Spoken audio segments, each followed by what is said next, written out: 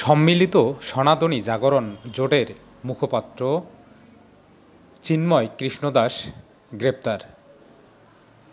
বাংলাদেশ সম্মিলিত সনাতনী জাগরণ জোটের মুখপাত্র ও পুণ্ডরিক ধামের অধ্যক্ষ চিন্ময় কৃষ্ণদাস ব্রহ্মচারীকে গ্রেপ্তার করেছে পুলিশের গোয়েন্দা শাখা ডিবি।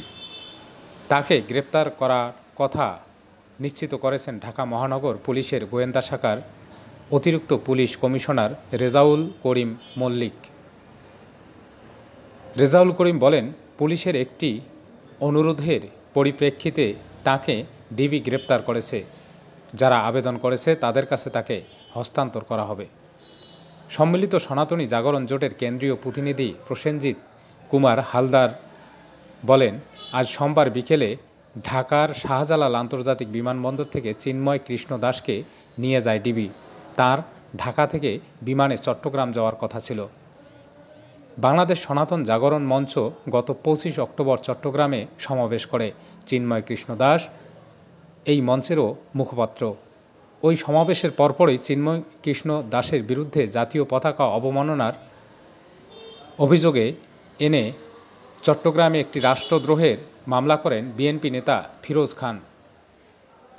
সম্প্রতি বাংলাদেশ সনাতন জাগরণ মঞ্চ ও বাংলাদেশ সম্মিলিত সংখ্যালঘু জোট নামে দুটি সংগঠন বাংলাদেশ সম্মিলিত সনাতনী জাগরণ জোটের ব্যানারে কর্মসূচি পালন করে।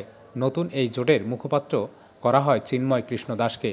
কয়েকদিন এই জোট 8 দফা দাবিতে রংপুরে সমাবেশ করেছে। অন্যদিকে সম্প্রতি চিন্ময় কৃষ্ণ দাসকে বহিষ্কার করেছে ইসকন বাংলাদেশ। হিন্দু বৌদ্ধ খ্রিস্টান ঐক্য পরিষদের নিন্দা।